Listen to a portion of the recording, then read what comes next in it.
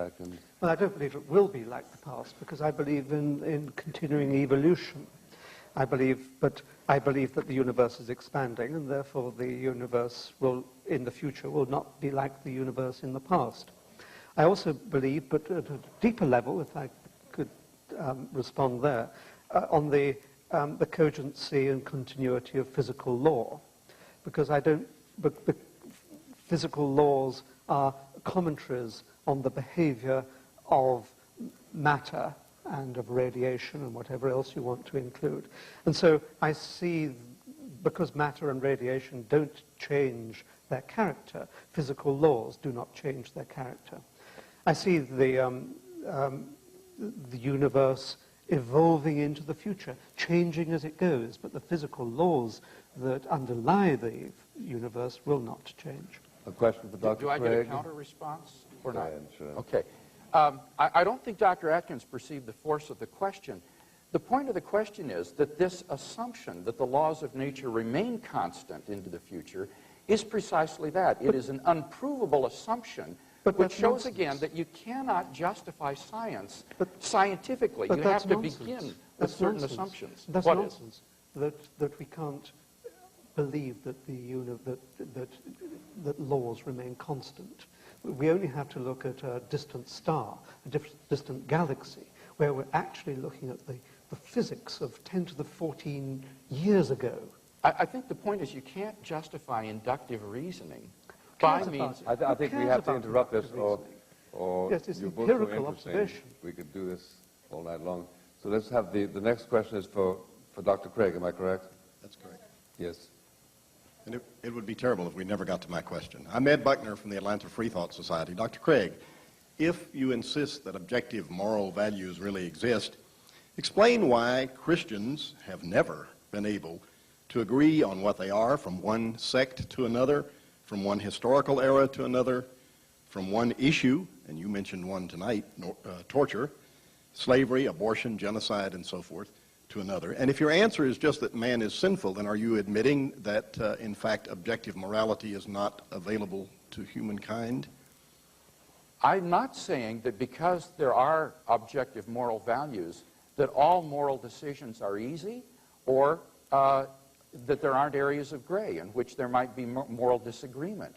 I'm simply just saying that there really are, in ethical decisions, right and wrong choices. Sometimes these are very clear.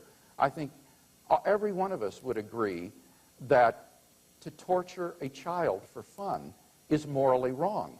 But we would probably have much disagreement here tonight about, say, whether abortion is ethically viable or not. So to say that there are objective moral values is not to say that ethics are easy or that they're necessarily easy to discern. Certainly there are ethical dilemmas.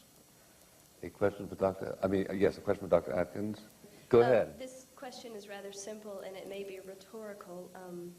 How can we, as an integral part of this universe, or rather a product of this universe, be objective in this issue as well as any issue? Are you interested in objectivity tonight, Dr. Atkins? Yeah, I'm interested in objectivity. I think it's amazing that science is a route to objectivity. That is its secret. I think religion depends upon subjectivity. Science is a mechanism for achieving objectivity. It stands back from, it's a public procedure, and that's the remarkable difference between it and religion. It's public, it's transnational, it's transcultural, and it's rooted in the logical power of mathematics. So it is we've seen how far it has brought us in 100 years. Question for Dr. Craig. Yes, hello. When I came tonight, I thought that we were discussing God in general, but it seems to me, Dr. Craig, that you only talked about the God of Christianity. My question is, why are you Christian? There are literally hundreds of gods out there, several of which are mutually exclusive. Like Christians claim that Jesus is the only way to heaven. Muslims claim that Allah is the only way to paradise. Zoroastrians say the same thing about their religion. Correct. All of these religions, more or less, have just as many devout followers as you, or at one time had. And all of these religions have doctrines similar to the Bible, which can be used to disprove the other the doctrine's wrong. And also, all of these religions provide quick and easy answers to issues such as the origin of the universe and the afterlife, without using faith as a reason, because all of these religions require faith. Why do you assume that your religion is the only one that's right? Well, I don't assume that Christianity is the only one that's right. I try to give evidence for that. And my evidence would be the person of Jesus of Nazareth.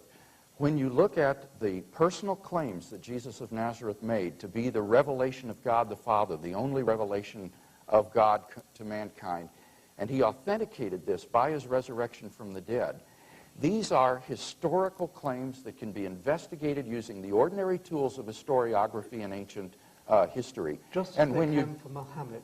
No, Just as they no. can for the Buddha. Oh, not at all. When I did my doctoral work in Germany, I made Islam my side area of expertise that I was examined in. And when you compare, for example, what the Quran has to say about Jesus, it incorporates demonstrably legendary elements into the story that came hundreds of years after the events. The Quran was written down 600 years later by a man who had no first-hand acquaintance at all with the New Testament, compared to documents which are indisputably from the first century, written during the lifetime of the eyewitnesses by the first generation after the events. And I think that there is no doubt that when you assess it by purely objective historical standards, the New Testament documents come out head and shoulders above something like the Quran when it comes to an account of the life of Jesus of Nazareth. So I would just invite you to look at the historical evidence for the resurrection of Jesus and see if this man might not have been telling the truth. I think that he was. But what the Quran says about Muhammad is just as believable as what the New Right. Testament I says. don't deny the facts about Muhammad. A question for Dr. Atkins? Yes, I have a question for Dr. Atkins. Dr. Atkins, at the very beginning of your opening statement, you admitted that the task for the atheist to establish his position as the truth is to explain absolutely everything of the body as well as the spirit, the entirety of the physical universe and our own nature, both inside and out. And you admitted that at this point in time, science can't do that. You have asked us repeatedly throughout the evening to give science a chance. Isn't it true that Christians and other theists are quite willing to let scientists explain what science really can explain, but that we maintain that your position is an irrational faith that somehow human intellect is omniscient, or at least potentially omniscient, and even omnipotent in some respect, and that you have enormous faith in your own mind, in your own ability to explain everything, and in science to do that which the vast majority of humankind, for its entire history, has recognized cannot be explained in such a way. Don't you have much more faith in your science than Christians do, or other theists do, in their God? No.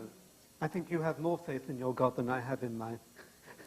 a more vacuous faith, as it were, in your God than I have faith in science. I think that what you have to do is to judge the progress of science over the last 300 years, or if you like, really since it's really been serious science since the turn of the 20th century, the beginning of the 20th century. And you can see the extraordinary progress that has been made. It's made more progress in 100 years than religions have made in 5,000 years. And there's every reason to suppose that it's not yet stopped razor will go on slicing through the fabrics of the heavens and account for everything there is in the world. And the principal point is that it will do it with the prospect of human comprehension, that you and I will be able to understand the answers that it comes up with, just as we are understanding what it's currently training us to see as the nature of the world, and moreover that it will do it this side of the grave. Now, any system of knowledge, of understanding, of comprehension, which says you'll understand it when you're dead, is an evil distortion of what it means to understand But no one has made that claim. I think it's important tonight to see that this is not a debate between science versus religion.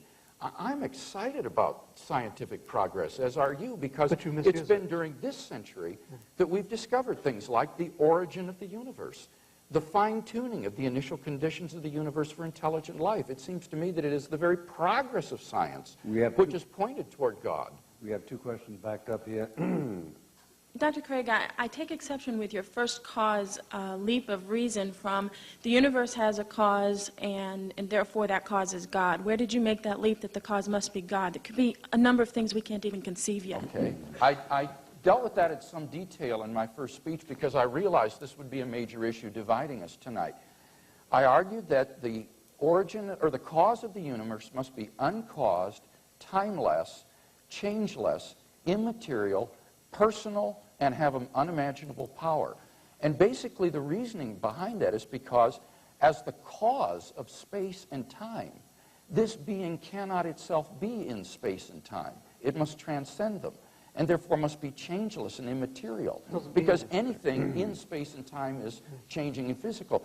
That's where Dr. Atkins' scenario, by contrast, is self-contradictory. This dust of mathematical points, which he talks about swirling and forming a universe again and again, and then it dissolves and it reforms and it dissolves. Finally, it holds into this universe. That's explicitly self-contradictory in Dr. Atkins, I'll give proposing you a time one before minute to time. reply to that Yes. because there's an internet question pending. There's deep questions in 1 minute. I think you distort what I'm saying. I mean, it was you who put the words into my mouth. I wrote similar words, but they're much more careful, more sophisticated words than the ones that you were using. Those were direct quotations, Dr. Yes, Atkins. but Okay, we'll go to the question from internet. Who's going to, how do we handle that? Mr. Buckley, this question came in from Perry Robinson in California, and it's directed to Dr. Atkins. Dr. Atkins, you ask us to divest ourselves of preconceptions.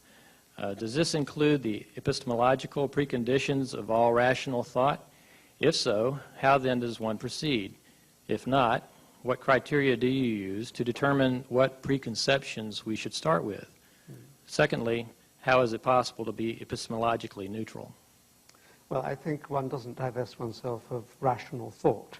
I think that I agree there's a certain foundation on which all these arguments are based. One of them is the existence and power of rational thought. The other is the self-consistency of logic. I think we would probably both agree on that. So those are the substratum of all the arguments that both of us would take part in.